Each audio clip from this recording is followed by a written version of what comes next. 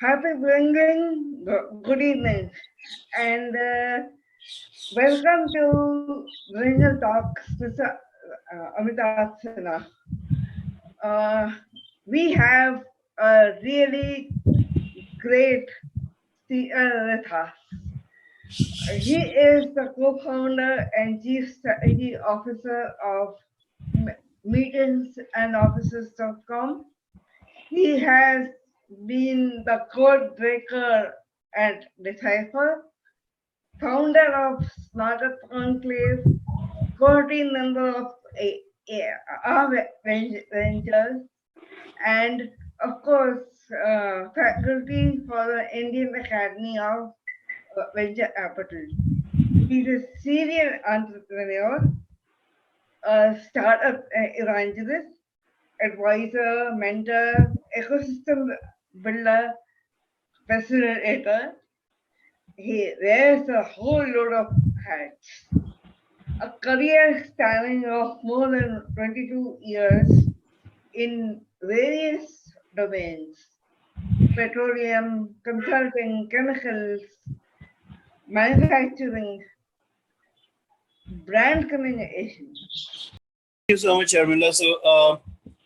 Thank you for that wonderful introduction as well. As you said, I've been around the block a couple of times, been here doing a weird bunch of stuff. But I guess the backstory starts from a tiny little town in Uttar Pradesh called Allahabad. I come from one of those typical Indian families where everybody is either a government employee or a government employee and nothing else. And we were brought up in an environment where the highest aspiration was to make it to the civil services, perhaps become a DM somewhere, or ultimately end your career as secretary in one of at South Block or North Block. Black sheep of the family, somehow that career path didn't appeal to me, and the first one in extended family as well as multiple generations who said, I don't want to do this. So first shock. Then everybody thought that, I'd do something respectable, like become an engineer or a doctor. And strangely enough, I didn't want to do that either. When I had said that I want to get a degree in management, people said, chalo, maybe he will do something respectable after all.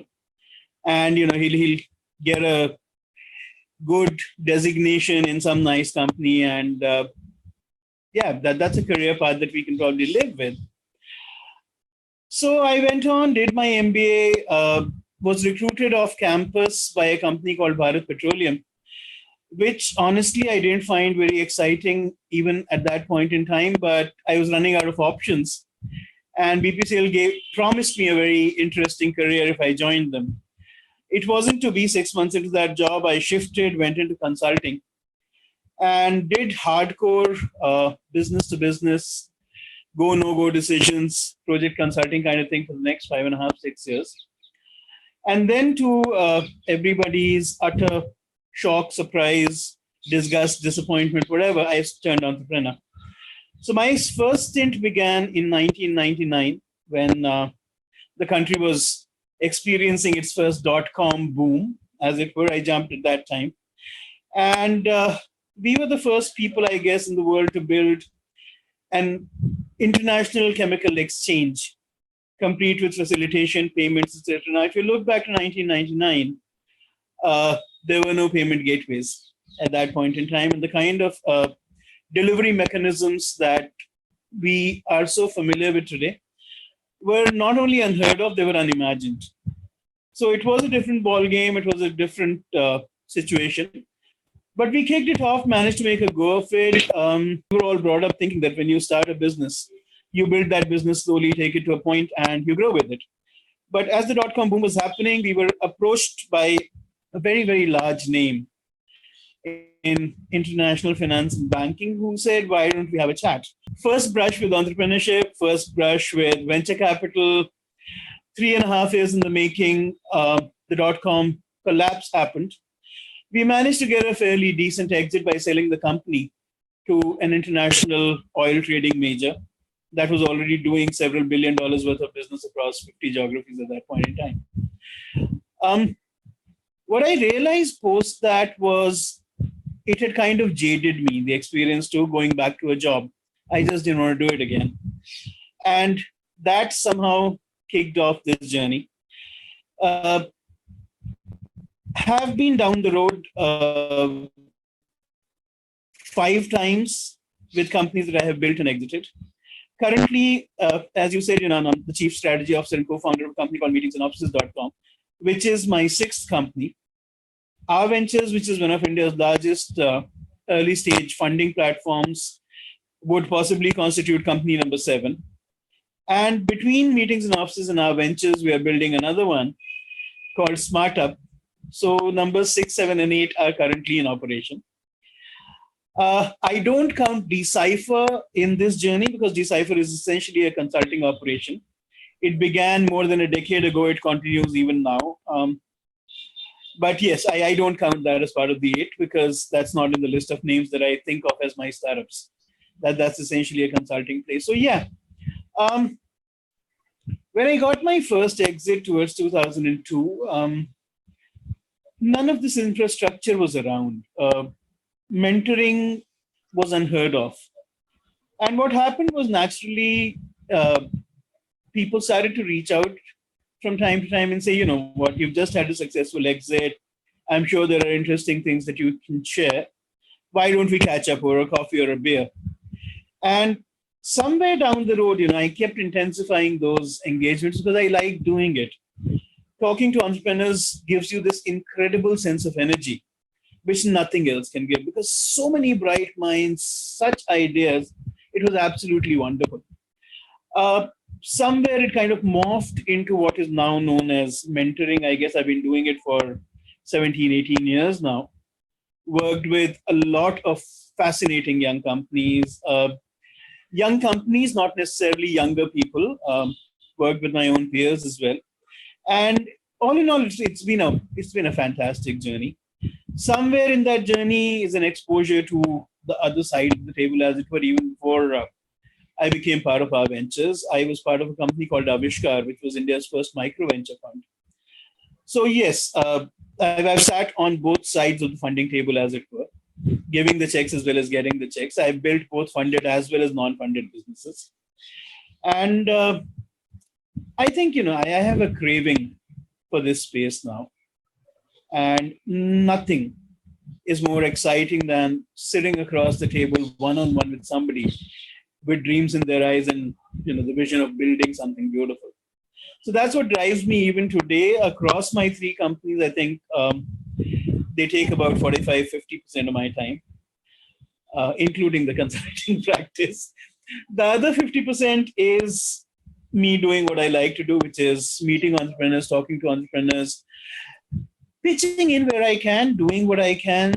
Now that it's been 2 decades plus, there are a lot of stories that I can probably share. People want to know where you fell flat on your face, where did you skin your knees, where did you get bloodied? And I guess those are the most interesting stories because that helps people avoid certain pitfalls. And sometimes people do ask what worked for you. Apart from all of this, I have a few obsessions. So entrepreneurship is one obsession, but entrepreneurship rooted in creating value. That comes from a belief that A, whatever we do, we're always selling. And B, whoever we're talking to, whether they're an employee, they're a stakeholder, they're an associate, they're a vendor, they're a partner, or they're somebody who pays for our services, or somebody who's given us money to run our businesses. At the end of the day, each and every one is a customer. And the only thing that makes any business succeed is an absolute obsession with the customer. So that is the approach that I bring to whatever I do. And it's been a lot of fun. I guess that's it. That's the end of the story. How do you plan to give an impetus to women power? So, I tend to look at this recent thrust on women's entrepreneurship through a slightly different lens from what is popular. I don't talk to an entrepreneur thinking, is this a woman or is this a man? That said, my own experience leads me to believe that it just makes better business sense to bet on a woman. Uh, I have enough anecdotal data, I have enough observational data to back that up, but I just get on to the top line. And I'm not saying this because this is popular. Women are more committed to what they do. That's one. They're more reliable and more grounded. That's two. Comparative ability to multitask, off the charts. And I think also, and this is something that a lot of people have trouble believing, but risk appetites in women for something that they're passionate about, something that they believe in, are a whole lot higher than in my gender. So I look at a platform like Women Power. I look at, say, Zone Startups Empower program, which runs only for women entrepreneurs. And I look at it from business perspective and I say, it makes sense for me to get involved in this because my possible returns are going to be that much higher. That's pretty much how I go about looking at it. I believe I work with a number of ladies in various capacities. My founder and CEO for Meetings and Offices is also a woman. The experience has been incredible. I think the drive, the levels of commitment, and the ability to hold things down, tamp them into place, not flying a kite at the expense of somebody else, because that credibility, that trustworthiness in an entrepreneur is something which is very, very important. And I'm not generalizing this, but as an observation, if you were to look at ladies as a particular group, I believe they display these qualities in a significantly higher proportion than most other groups. So it's just good business sense. Yes, that is. So yes, you're the second man who has voiced these opinions. The first one is my founder, Anshad Jain.